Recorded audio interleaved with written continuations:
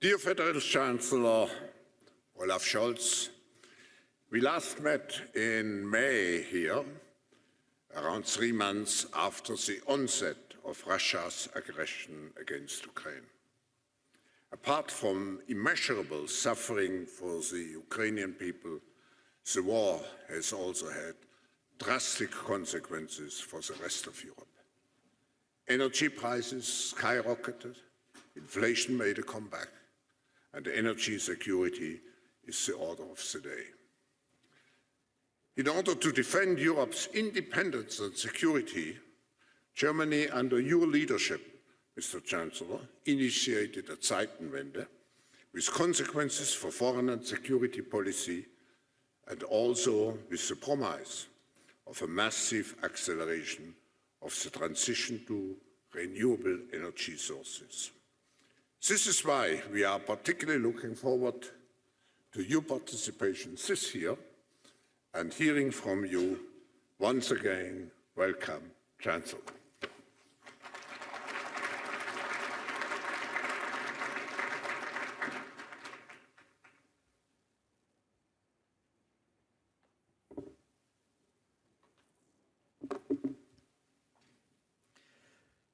Professor Schwab, dear Klaus, ladies and gentlemen.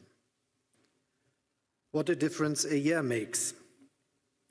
When I spoke to you last year around this time, our discussions revolved around the global economy's path out of the pandemic. At the start of 2022, many people were expecting a boom, or at least a substantial boost for our economy's transition toward climate neutrality. Then came February 24. Since then, Russia has been waging an imperialist war of aggression here on our doorstep in Europe, with dreadful consequences that Ukrainians are bearing more than anyone. Just today, the Secretary of the Interior and 15 other victims were killed in a tragic helicopter crash. We are with their families. But the war is also having an impact on all of us. For a while, energy prices jumped to levels higher than we had ever seen before. Around the world, production costs and consumer prices exploded. Many people fear that coal and oil will make a lasting comeback all across the world. If that were to happen, the 1.5-degree target would become meaningless. Our supply chains must be adapted to new geopolitical realities, realities that you called a messy patchwork of powers in your speech yesterday, Klaus. And over all of this hangs a sword of Damocles, the danger of a new fragmentation of the world, of deglobalization and decoupling. And yet, ladies and gentlemen, this is just one part of the story of last year, just one part of the reality that we are looking at here in Davos. The other part of the story is this. Russia has already failed completely in reaching its imperialist goals. Ukraine is defending itself with great success and impressive courage. A broad international alliance led by the G7 is providing the country with financial, economic, humanitarian and military support. Germany alone made available over 12 billion euro last year, and we will continue to support Ukraine for as long as necessary. In Berlin at the end of October, we worked with international experts to draw up a Marshall Plan for the long-term reconstruction of Ukraine. A platform of major donors is coordinating the process and, in consultation with Ukraine, ensuring that it is well implemented. Private sector capital will play a key role here. I know that many companies in Germany and beyond are very aware of the opportunities that the Ukrainian economic miracle could offer to them. particularly as the country moves toward the European Union after the end of the war. But in order for the war to end, Russia's aggression must fail. That is why we are continuously supplying Ukraine with large quantities of arms in close consultation with our partners. This includes air defense systems like IRIS-T or Patriot, artillery, and armored infantry fighting vehicles, marking a profound turning point in German foreign and security policy. And there's another part to the story of last year. Within a few months, Germany made itself completely independent from Russian gas, Russian oil, and Russian coal. We concluded new partnerships in Asia, Africa, and America, thus lessening our dependence. And so I can say that our energy supply for this winter is secure, thanks to well-filled storage facilities, thanks to improved energy efficiency, thanks to remarkable solidarity within Europe, and thanks to the readiness of our companies and of millions of citizens to save energy. As a result, energy prices have recently seen a huge stop and drop. Our measures to reduce the burden on private citizens, companies and businesses are working. Inflation is falling slowly, thanks incidentally also to resolute moves by the central banks. Industrial production in Germany has remained stable over the past few months against all the odds. Our employment rate is at record levels and has recently increased even further. Most importantly, our transformation toward a climate-neutral economy, the fundamental task of our century, is currently taking on an entirely new dynamic. Not in spite of, but because of the Russian war and the resulting pressure on us Europeans to change. Whether you are a business leader or a climate activist, a security policy specialist or an investor, it is now crystal clear to each and every one of us that the future belongs solely to renewables. For cost reasons, for environmental reasons, for security reasons, and because in the long run, renewables promise the best returns. So yes, the past year brought fundamental change for Germany and Europe. But Germany itself has fundamentally changed as well. We are resolutely pushing forward with the decarbonization of our industry. We want to be climate neutral by 2045, and at the same time we will remain a country with a strong manufacturing sector.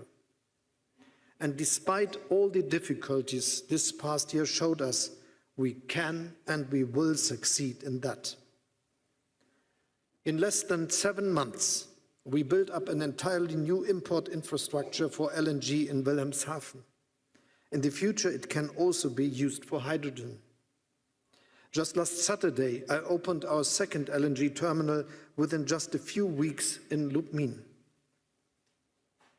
The day after tomorrow, another terminal ship is expected to arrive at the port of Brunsbüttel.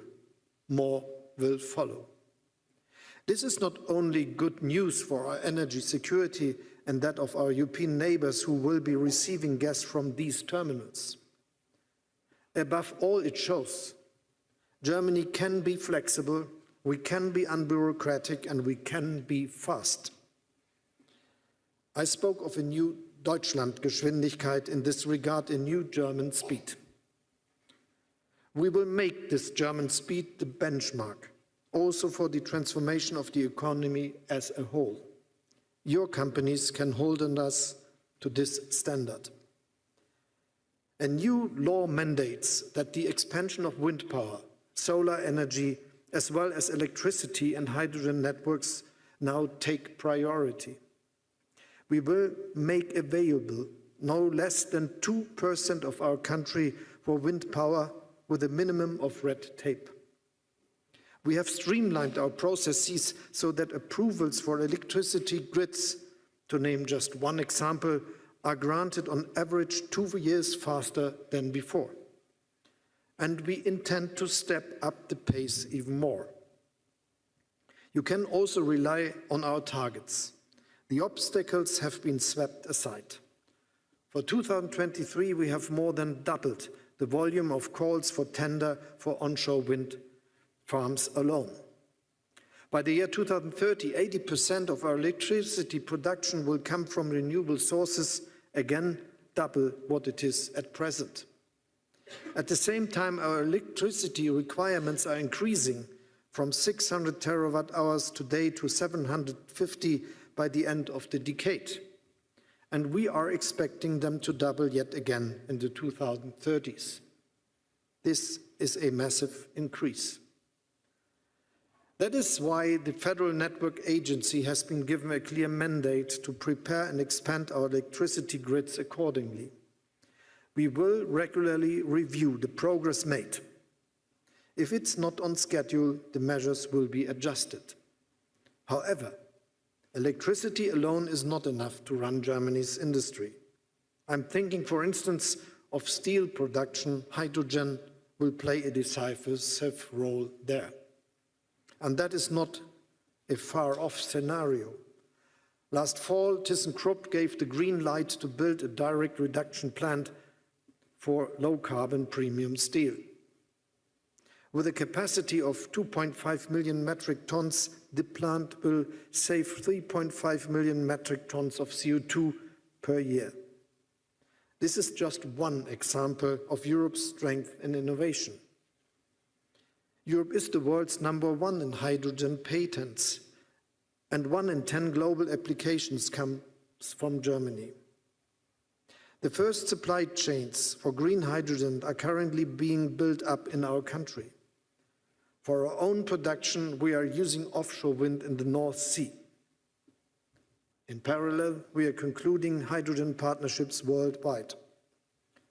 For as long as quantities are small and the costs of production correspondingly high, the state will bring prices down to a level lucrative for the industry. Our goal is nothing less than an electrolysis boom. And as quantities increase, a hydrogen-powered industrial sector will emerge that preserves the climate and is independent of volatile prices for fossil fuels. Because one thing is absolutely certain: energy must remain affordable in Germany, in Europe, and worldwide. In Germany, we decided to cap electricity and gas prices for private citizens and companies. These measures will run until 2024. Annually, we will use around 2.2% of our GDP for this, a total of up to 200 billion euro. That is both forceful and proportionate. It will give your companies the reliable energy prices and the planning certainty you need to invest in Germany's transformation. In the European Union, we have agreed on joint targets for gas filling and saving. We will purchase gas jointly more often and coordinate storage better. And we will use our market power to ensure that European prices do not decouple completely from the world market. Moreover, we are also aware of our global responsibility. Let me say this expressly to our friends and partners in Asia, Africa, Latin America, and the Caribbean. The fact that we Europeans purchase LNG on the world market must not lead to scarcity elsewhere. We will need alternatives for the roughly 120 billion cubic meters of gas from Russian pipelines missing from the world market. More renewables, of course, but also temporarily additional gas resources. Otherwise, there is a danger that without affordable gas, emerging economies in particular might switch back to coal. This would be even more harmful to the environment.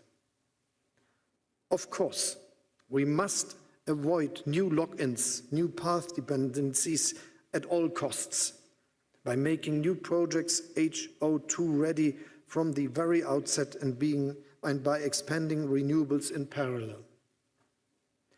In the short term, this may lead to higher costs.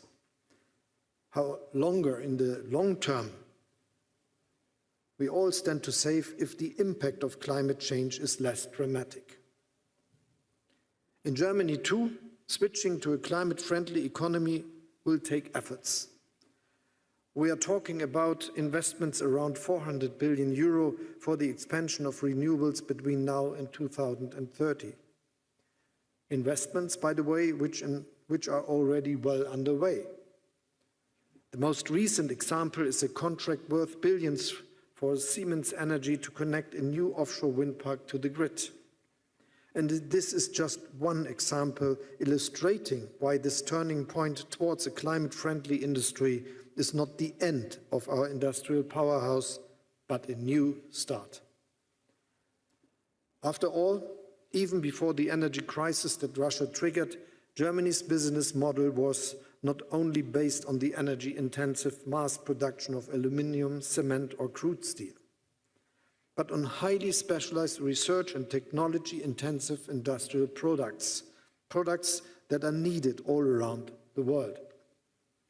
All the more so, actually, when the world is now transitioning towards a climate-neutral future. Even before Russia's war of aggression, Germany's energy prices were not the lowest. And yet Germany was and remains competitive. This is because of thousands of small and medium-sized enterprises all across the country. Enterprises that are highly innovative and adaptable, which explains why they are so often global leaders.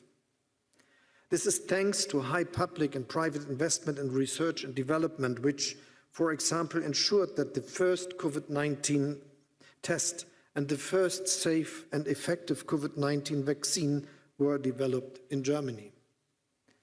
Just in December, a team at the Helmholtz Center in Berlin set a new world record for the efficiency of solar cells. And now, just a few weeks later, our companies are already setting up pilot lines for the use of these tandem cells. That, ladies and gentlemen, is and remains the German business model, particularly now as we chart our path to a climate-neutral future. Where else is there such broad consensus between businesses, employees and politics that the path to climate neutrality is not just ecologically necessary, but also offers new opportunities in global competition? When it comes to basic and professional training for employees, for example, politics, business and trade unions in Germany are working hand in hand. And before the year is out, our country will finally benefit from modern immigration legislation. After all, if we want to remain competitive as a leading industrial nation, we need experienced practitioners, qualified engineers, tradesmen and mechanics. Those who want to roll up their sleeves are welcome in Germany. That is our message. For decades now, the forecasts have been predicting a shrinking German population. But it is up to us to decide whether this happens. So far, it certainly hasn't. Today, Germany has more inhabitants and employed persons than ever before. And this is precisely the trend we are going to continue. Ladies and gentlemen, a climate-neutral future is, needless to say, not something any single country can achieve on its own. That is why our dialogue and a forum like Davos are so crucial. What we are doing in Germany also serves the goal of making Europe the first climate-neutral continent by 2050. At the European level, we are going to lower our net greenhouse gas emissions by at least 55% by 2030 compared to 1990. This decision stands. Here, we are relying on the market, on competition and on innovation. The EU's emission trading system is a case in point. Even today, we are using it to cut permissible emission levels in a way that is predictable for all. At the same time, this system is serving as a catalyst for innovation. But to ensure the most ambitious are not disadvantaged, we prepare around the carbon border adjustment mechanism in Europe. At the same time, however, Europe remains open for international trade. I'm doing my utmost to ensure that the free trade agreements we have successfully negotiated with Canada, Korea, Japan, New Zealand and Chile will soon be followed by new ones with Mercosur, India and Indonesia. And we are also open to discuss a tariff agreement for the industrial sector with the United States. Though these agreements, we are creating a level playing field and we are preventing high-emission industries from heading off to countries with less ambitious climate targets. This is also the aim of the International Climate Club we launched during Germany's G7 presidency. A secretariat has recently been set up at the OECD and the International Energy Agency. So the club is now open to new ambitious members. In the United States, this ambition has a name, the Inflation Reduction Act. Some $370 billion have been earmarked for energy and climate change mitigation over the next 10 years. I very much welcome this investment. Through the German Climate and Transformation Fund, we have made almost 180 billion euro available ourselves for the period of 2023 to 2026. But local content requirements for certain products must not result in discrimination against European businesses. Protectionism hinders competition and innovation and is detrimental to climate change mitigation. We, as EU members, are talking to our American friends about this. And at the same time, we are looking at what we ourselves can do to further improve investment conditions here in Europe. The CHIPS Act, for instance, has brought about a new start for chip manufacturing in Europe. Investors are starting new production plants for billions of euros. They can build on an existing semiconductor industry. This could become a model for other key technologies, particularly in the digital and climate sectors. And the funding is there for the taking. To date, only 20% of the more than 700 billion euro in the European Recovery Fund has been paid out. Its full impact will thus emerge over the coming years. To remain competitive, we will have to make European legislation on state aid more agile and flexible, just as European Commission President Ursula von der Leyen has proposed and reaffirmed here yesterday. So that investors know in advance what support to expect and don't have to wait until years after their investment to find out. Ladies and gentlemen, the past year challenged us as seldom before. Yet, at the same time, we changed and moved things forward as seldom before. Germany itself is changing.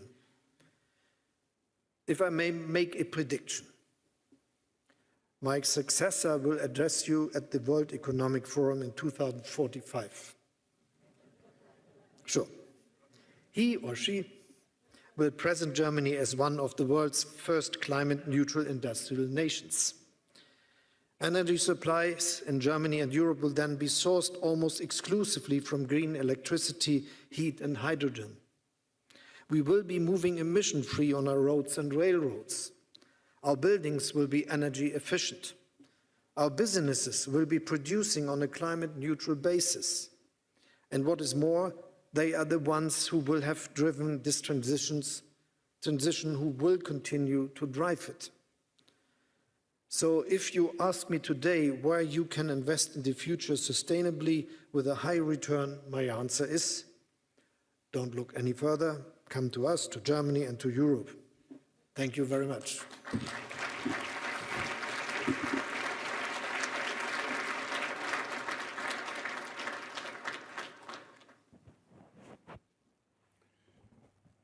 Thank you, Mr. Chancellor. We have some questions from the floor. We have a microphone. I just want to say I look forward to chair the session with your successor. I'm sure you will. Chancellor, maybe until it's set up, you mentioned the patchwork of powers. Maybe one of the first question would be, how is Germany positioning itself in this patchwork of powers? First, I think we will live in a multipolar world in 10, 20, 30 years. We already do, but this will be something we will understand much more in the years to come. And I'm sure that there will be not a bipolar world again with camps around two big nations or so. But the big task of all of us is that we make it feasible that this will be not a world with a lot of different strong powers, but also a world where cooperation is the reality, and this is why we have to work to make it multilateral, which I think is something about politics. And hopefully we started this year to make this happen. When I had the chance to preside G7, I invited democracies, Indonesia, India, South Africa, the head of the African Union, Senegal, the head of the speaker of the Latin American and Caribbean nations, Argentina, to the G7 meeting in Elmau in Germany. And this was intended to start on a dialogue on the same level, on understanding that they will be relevant and very important nations and more to come to join them in the world, and that we cooperate. And the place of Germany in this world is supporting these processes, working very hard to make this good cooperation between nations from Asia, Africa, South of America, and West of Europe and North America and others working. But also understanding that this will only work if we do it as part of the European Union, that the strong and geopolitical sovereign European Union will be one of the important actors in this world. Thank you. Let's see. Let's collect maybe 2 or 3 questions. Someone with the microphone?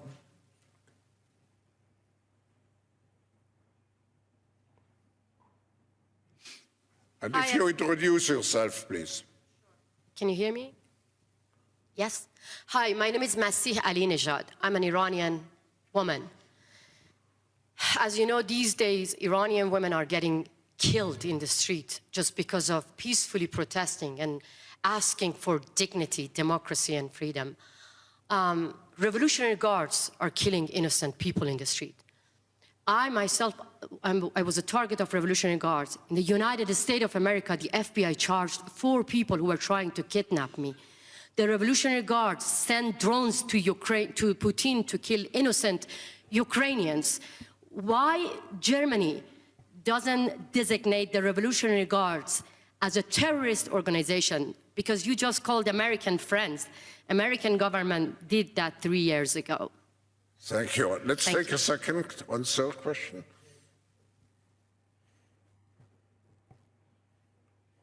Thank you very much.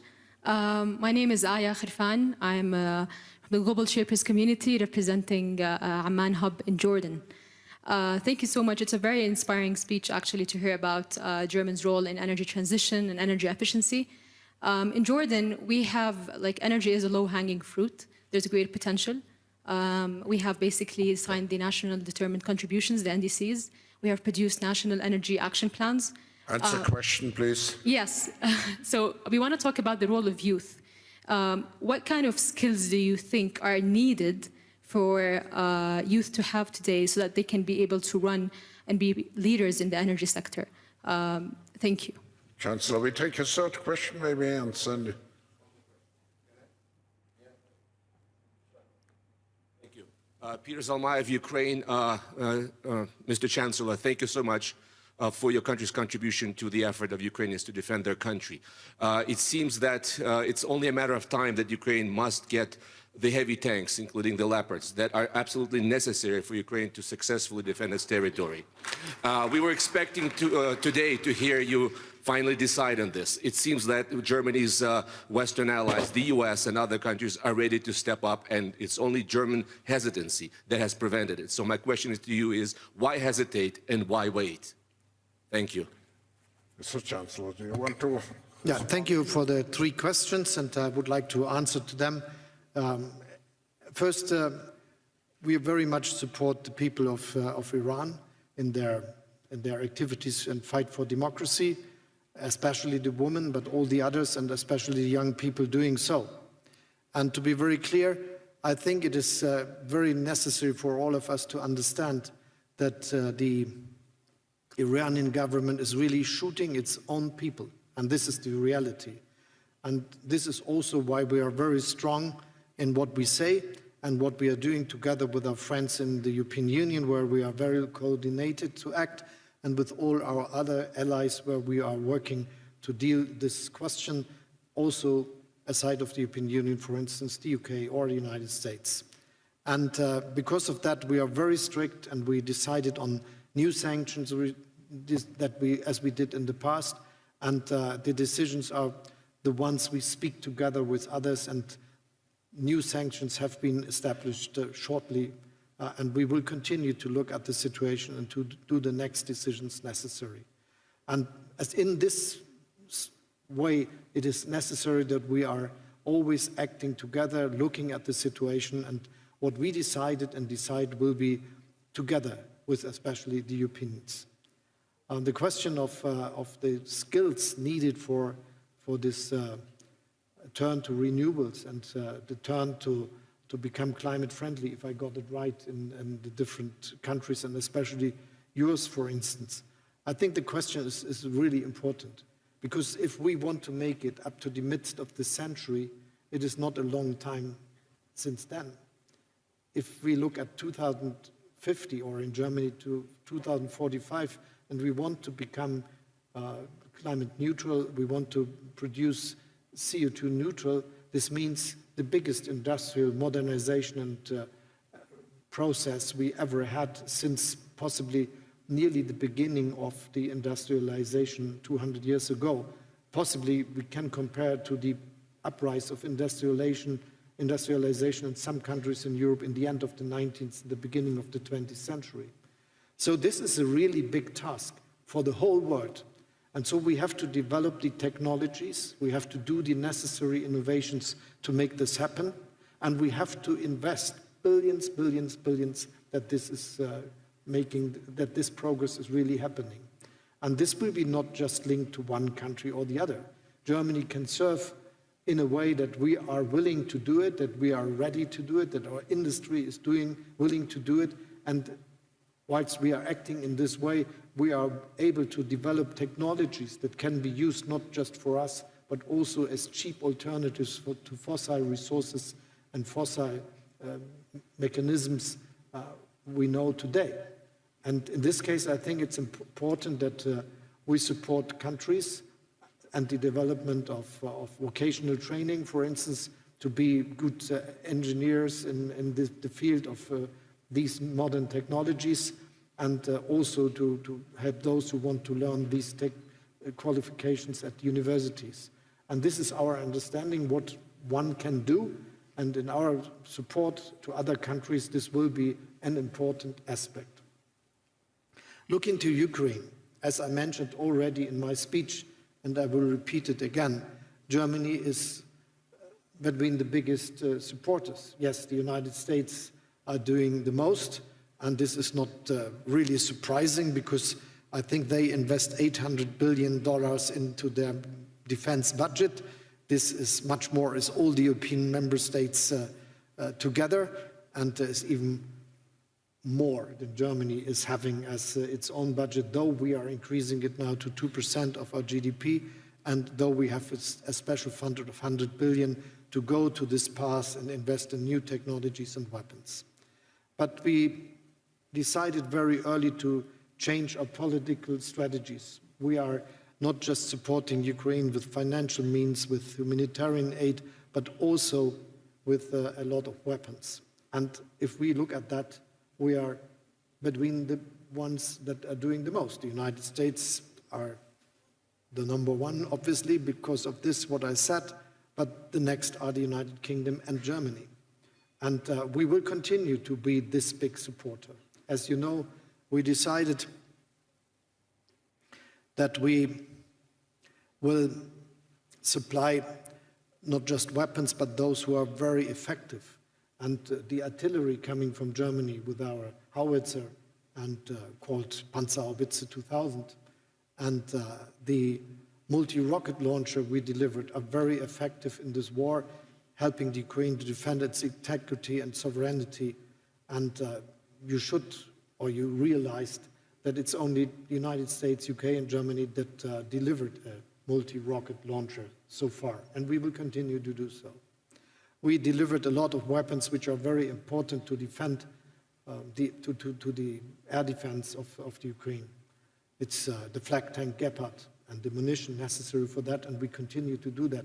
It's smaller weapons, but it's also the very famous IRIS-T system from Germany, which is having a nearly 100% effectiveness in getting down missiles sent by Russia to destroy Ukrainian houses, streets, railroads, and energy production sites. And we will continue to this. I think many people thought this is possibly the best to get, and we will increase the production with our industry to deliver more of that.